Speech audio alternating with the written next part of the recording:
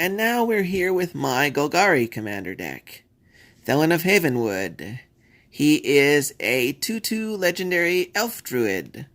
He gets +1/+1, each fungus gets +1/+1 for each spore counter on it. And I can pay a black and a green and remove a fungus card in the graveyard from the game to put a spore counter on every fungus in play. So this is Fungus Tribal. And he comes along with some other legendary creatures. Pier, Imaginative Rascal. She partners with Toothy, but Toothy's blue, so we don't have Toothy in this deck. And if one or more counters would be put onto a permanent my team controls, that many counters +1 are put on that permanent instead. So 2 spore counters every turn for my fungus, great way to increase counter production. Slimefoot. Everybody seems to love him as a general. I've got him in the 99 here. Whenever a sapling I control dies, Slimefoot deals 1 damage to each opponent, and I gain a life. And I can pay 4 to create a 1/1 sapling token. And he's a 3-cost 2/3. Nemeta is a treefolk legend for 6 mana, 4/5. 2 and a green, put a 1/1 green sapling token into play. Sacrifice a sapling. All saplings get +1/+1 until end of turn. Now we're into some of the actual fungus. Utopia Mycon is a 0/2 for 1. At the beginning of your upkeep, you put a spore counter on it. You can remove 3 spore counters to make a sapling, and you can sacrifice a sapling to make a mana of any color. Essence Warden. Whenever another creature comes into play, I get a life. Orochi Leafcaller. It filters my green mana into mana of any color. You'll see why this is important later. Mostly I use this for black mana, of course. This deck, as you'll notice, has very little black in it. It's mostly green. Thalid. He's a fungus. He gets a spore counter every upkeep. Remove 3 spore counters, make a sapling. Thalid Shelldweller is a 0/5 defender. Same thing. Gets a spore counter every upkeep. Remove 3, make a sapling. Spore Crown Thalid. Each other creature I control that's a fungus or a sapling gets +1/+1. Elvish Farmer is one of the 3 reserved list cards in the deck. It gets a spore counter every upkeep. You can remove 3 to make a sapling, and you can sacrifice a sapling to gain 2 life. He's an elf, not a fungus. Vitaspore Thalid has that typical fungus ability of getting a spore counter every upkeep, removing 3 to make a sapling. You can also sacrifice a sapling to give something haste. And he's a 1/1 fungus for 2. Spore Flower. It's a 0/1 fungus. Same ability as most of the other fungus. You get a spore counter every upkeep. You remove 3 from it to, instead of making a sapling this time, to basically get a fog. So you prevent all combat damage that they're dealt this turn. So every 3 turns you get to fog. Unless you have some of my counter increasers, which can let you fog every turn, for example. Blood Artist. Whenever he or another creature dies, target player loses a life, and I gain a life. Deathspore Thalid. Counter every turn. Remove 3 to make a sapling, and you can sacrifice a sapling to give something -1/-1 until end of turn. Bog Initiate. She turns 1 mana into black mana. So, because I'm mostly green, I want to be able to make black, so I filter my mana into black.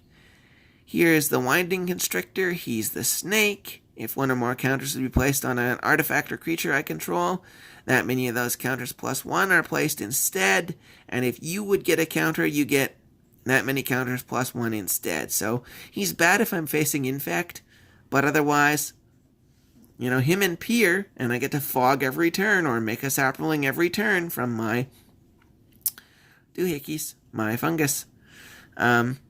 Here's another fungus. Thalid Germinator. Gets a counter every turn. Remove 3 counters, make a sapling. Sack a sapling, target creature gets +1/+1 until end of turn. Psychotrope Thelid. Same thing, gets a counter every turn, remove 3 counters, put a 1/1 green sapling into play, and then 1 and sack a sapling, draw a card. Azusa, she's legendary. She's a human monk, and she lets me play 2 additional lands every turn. Thorn Thelid. Same thing, he gets a counter every upkeep, and you can remove 3 counters from him to have him deal 1 damage to any target. Sentinel Hierophants. Each creature I control gains tap add green to your mana pool. So all my creatures can make green mana. We then can use that with Orochi Leafcaller or Bog Initiate to make black mana. Spore Sower Thelid. At the beginning of my upkeep, put a spore counter on each fungus I control. So all my fungus are going to get 2 counters every turn. The one from them and the one from the Spore Sower. And you remove 3 spore counters from Spore Sower and get a sapling. And he's a 4/4 for 4 too. Thelonite Monk is the second of 3 reserved list cards in the deck. He's a 4 mana 1/2 insect monk cleric by the Oracle text. He has tap, sacrifice a green creature to turn target land into a basic forest. So basically I can turn one of your land into a forest forever. Tendershoot Dryad. Ascend. If I control 10 or more permanents, I have the city's blessing. 5 mana 2/2. At the beginning of each upkeep, I create a sapling token, and if I have the city's blessing, all my saplings get +2/+2. Savage Thelid, same deal. Gets a counter every upkeep, remove 3 counters to put a sapling in play, and you can sack a sapling to regenerate target fungus. Plague Beast. Sacrifice a creature, proliferate. So I choose any number of permanents or players with counters on them, and give another counter of a kind already there. He's a 4/3. Sporoloth Ancient. At the beginning of my upkeep, he gets a spore counter, and creatures I control have remove 2 spore counters from them, put a 1/1 green sapling in play. So instead of having to remove 3, I can remove only 2. And some of those guys like the Thorn Thelid and the Spore Flower, who can't make saplings normally with their spore counters, can now make saplings. Michaeloth is a 4/4 for 5, Devour 2. As it enters the battlefield, you sacrifice any number of creatures, and he comes into play with twice that many +1/+1 counters. And at the beginning of my upkeep, I get a sapling for every 1/1 counter on Michaeloth. Spore Mound is a 5 mana 3/3. When a land enters battlefield under my control, I get a 1/1 green sapling. I don't have life and limb in here. I didn't want to be that kind of dick person who would infinite combo Spore Mound, life and limb, because I have other decks with infinite combos in them. I didn't need all my decks to be infinite combos. Seedborn Muse.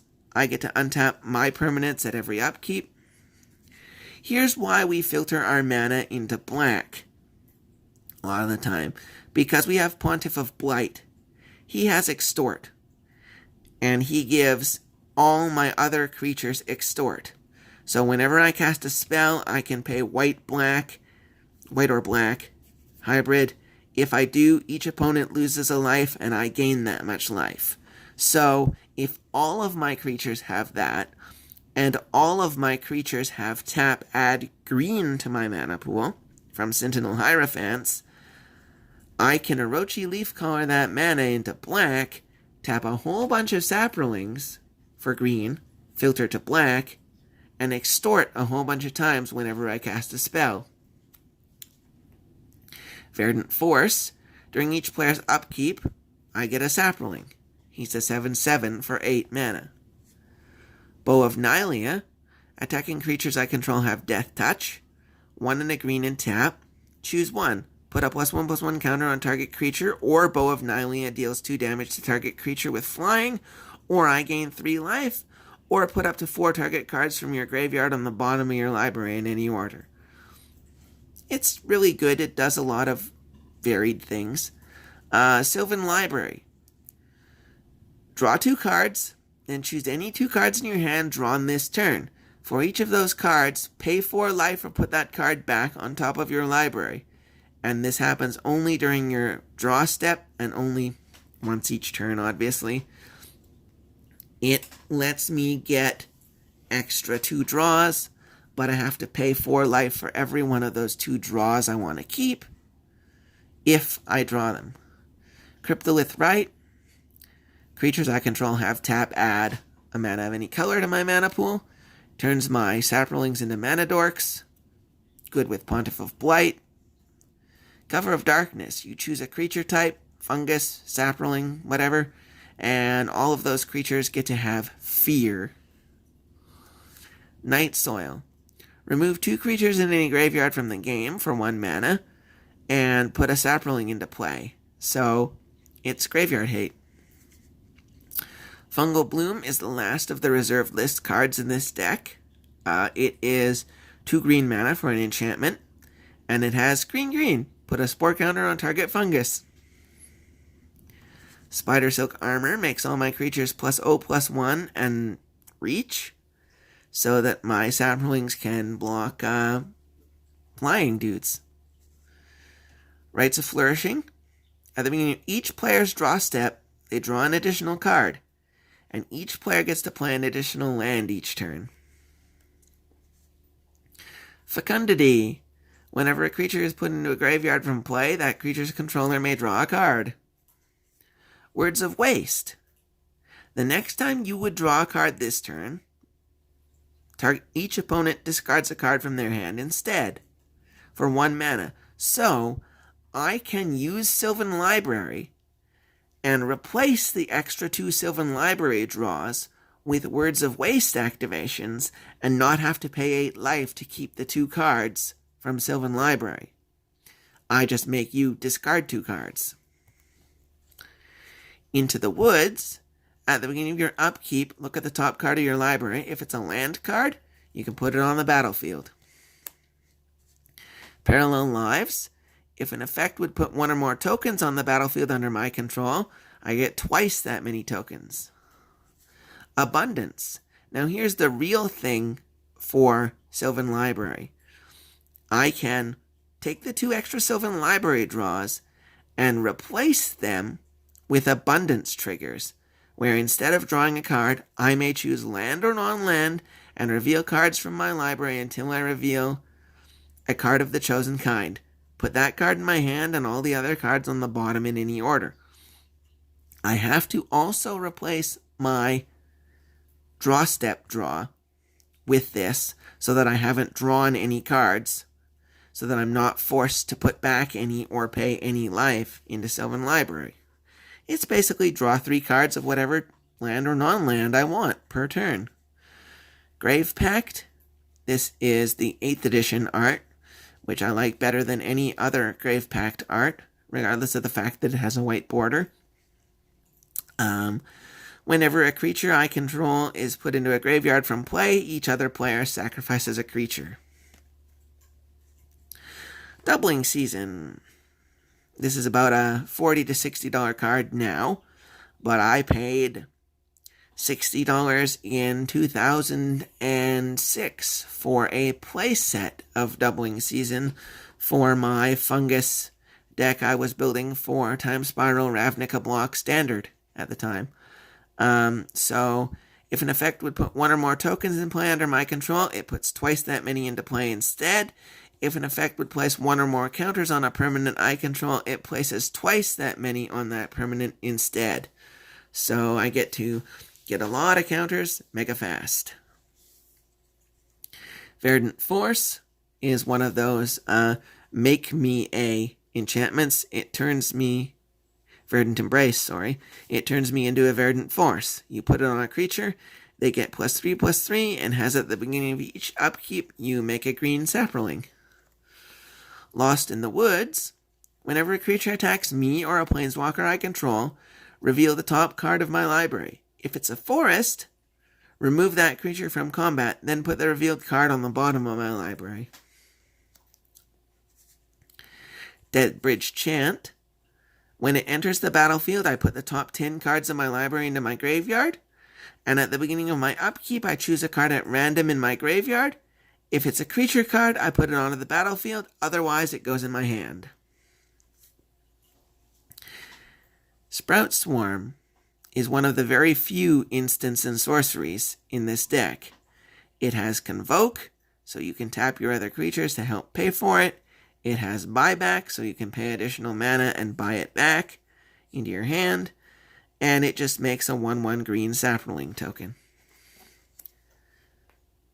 Saproling Symbiosis, it's a sorcery, but if you pay 2 more to cast it, you can play it at instant speed. And it makes a 1/1 green Saproling for each creature I control. Skull Clamp.